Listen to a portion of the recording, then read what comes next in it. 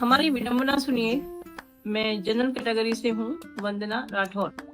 मेरे चैनल पे आपका स्वागत है। स्वागत जो है कुछ इस तरीके से है, अपनी समस्याओं को रखते हुए कि आप जनरल कैटेगरी के लोगों की समस्याएं सुनिए। हमारे हालात और जो भी हमारे पूर्वजों ने किया एकदम गलत। छुआछूत जैसी महामारी बोलेंगे, वो तो होनी नहीं चाहिए, परंतु बीते हुए समय को वापस नहीं लाया जा सकता है। यदि कोई अभी भी ऐसे काम करता है, जो अनटचेबिलिटी समाज में ऐसी कुरीति फैला रहा है और कहीं कोई दोषी पाया जाए, मेरा सरकार से निवेदन है कि छोटी से छोटी घटना क्यों ना हो, इस चीज के लिए कड़ा नियम बनाया जाए और यदि किसी के व्यवहार में भी ये चीज देखने को मिले तो उसको सख्त से सख्त सजा दी जाए। तो मेरा आपसे ये निवेदन है कि इस चीज पे जरा सख्त हो जाइए, क्योंकि अभी भी गाँव में क्या, शहरों में भी ये अभी कहीं ना कहीं 10% मानो, 5% मानो अभी बाकी है चीजें। जनरल कैटेगरी के बारे में मैं बताना चाहती हूँ कि देखो, हमें नौकरियां तो सरकारी नौकरी वो बहुत समय से तो मिली नहीं है, क्योंकि शायद मैंने आपको कल एक वीडियो में बताया था कि हमारे यहाँ पे ज्यादातर आर्मी में जाते हैं, डिफेंस में जाते हैं, जहाँ पे आरक्षण कोटा नहीं है। और आप सरकारी नौकरी में यदि किसी को देखोगे तो आप उन्हीं लोगों को देखोगे कि पूरा का पूरा गांव मेरा डिफेंस का है, आर्मी में है वो लोग। ठीक है, जैसे तैसे पुराने टाइम में नौकरी लग जाती थी, परंतु अब जो कम से कम 2 जनरेशन से डिफेंस में जाना भी इतना आसान नहीं है। ठीक है, तो अब क्योंकि गांव में ना सरकारी स्कूल की व्यवस्था एकदम ही जर्जर है। टीचर्स नहीं है वहां पे पढ़ाने के लिए, इमारत नहीं है, बिल्डिंग बनी है तो टीचर नहीं है। और यदि टीचर नहीं होंगे तो अब इस बात है, कोई अपने बच्चे को क्यों भेजेगा, क्योंकि वहां पे ऐसी शिक्षा दी ही नहीं जा रही है कि लोग अपने बच्चों को पढ़ा सके।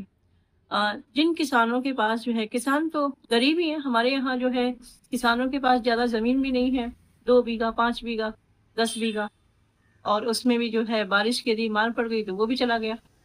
तो गरीब के बच्चे भी प्राइवेट स्कूल में, छोटे छोटे प्राइवेट स्कूल खुले हुए हैं, तो उसमें पढ़ा रहे हैं, क्योंकि उनको भी, किसानों को बेचारों को ये समझ में आ गया है कि शिक्षा बहुत जरूरी है। वो बहुत पढ़े लिखे नहीं है तो क्या हुआ, और अपने बच्चों को वो आगे पढ़ा रहे हैं। पर पढ़ा कहाँ रहे हैं? प्राइवेट स्कूल में, क्योंकि सरकारी स्कूल की व्यवस्था अच्छी नहीं है। अब सोचो कि बच्चा 10वीं पढ़ गया, 12वीं पढ़ गया, अब सरकारी नौकरी तो उसकी लगेगी नहीं। ठीक है, सरकारी नौकरी उसकी लगेगी नहीं तो वो क्या करेगा? दिल्ली जाएगा या आगरा जाएगा। आगरा भी नहीं, क्योंकि आगरा में भी इतने जॉब के साधन नहीं है। ज्यादातर हमारे यहाँ से, मैं रहने वाली फर्रुखाबाद से हूँ, उत्तर प्रदेश, और वहाँ के जितने बच्चे 10वीं करके या फिर 10वीं 12वीं जो भी मानो, और वो दिल्ली जाएंगे। दिल्ली में 12 घंटा, 14 घंटा, 15 घंटा छोटी छोटी फैक्ट्रियों में उनको 10वीं 12वीं करके, आप खुद ही सोच सकते हैं क्या काम करेंगे।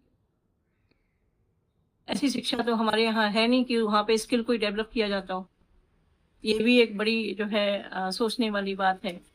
ठीक है, ऐसे तो है नहीं कि बच्चे सारे, मेरे गाँव के बच्चे सारे ही खराब है, ऐसा नहीं है, ऐसा हो ही नहीं सकता है। तो वो 14 घंटे 15 घंटे एक छोटा सा कमरा लेके वहां पे रह रहे हैं। और क्योंकि जीवन में इतना आपाधापी है, कई लोग बुरी लत में पड़ गए हैं, और अपने परिवार से लेके हर चीज उनकी इतनी संघर्षमय है कि मैं आपको बता नहीं सकती।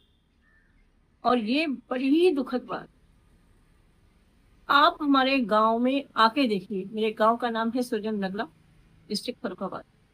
हमारे गांव में ना कोई वहां पे रहता ही नहीं है। सब लोग शहर में जाके बस गए हैं जाके, क्योंकि ना तो काम की सुविधा है और ना ही शिक्षा की सुविधा है। सरकारी स्कूल्स जो है वो है ही नहीं, और रोजगार भी नहीं है, और जमीन भी नहीं है ज्यादा जिससे जो है जीवन का निर्वाह किया जा सके। तो लोग जो है जैसे तैसे जो है 15,000 20,000 की नौकरी करने के लिए निकले हैं, और उन्हीं में अपने बच्चों को पढ़ा रहे हैं।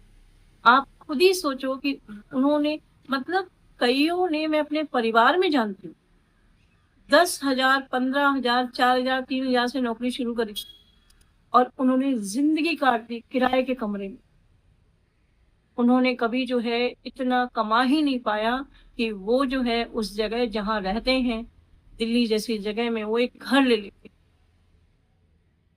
कहाँ से ले लेंगे? बोलते हैं ना, नौ खाओ तेरा की भूख, वैसा है। तो कभी जो है माननीय योगी जी, आप जरा कभी हमारे गांव आना, बहुत सुंदर बहुत अच्छा गांव है, और आप जो है वहां पे चीजें जरा देखो कि क्या हो रहा है इतने सालों के बाद। जो है मुझे लगता है 5 साल भी नहीं हुए होंगे अब जाके हमारे गांव में बिजली आई है, क्योंकि वहां तो शेड्यूल कास्ट तो ज्यादा रहते नहीं थी ना। कौन आवाज उठाता, कौन देखता, जनरल वालों की सुनता ही कौन है? अल्पसंख्यक, है ना।